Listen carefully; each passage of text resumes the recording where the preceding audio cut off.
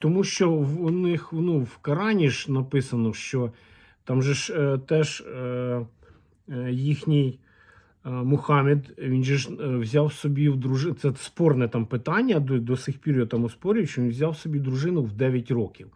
Ну це ж дитина.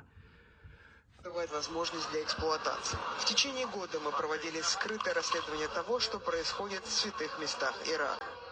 Такие временные браки незаконны в Ираке, но мы нашли представителей духовенства, готовых на это пойти. Они не только устраивают встречи с девушками, но и оправдывают подобное занятие сексом своей интерпретацией мусульманских законов. Шариат это... Ты уверен, что это нормально? Она же еще совсем маленькая. Ну да, 9 с чем-то лет. Это не проблема. Це не проблема для них. Бачите, для священників, мусульман, знову ж таки,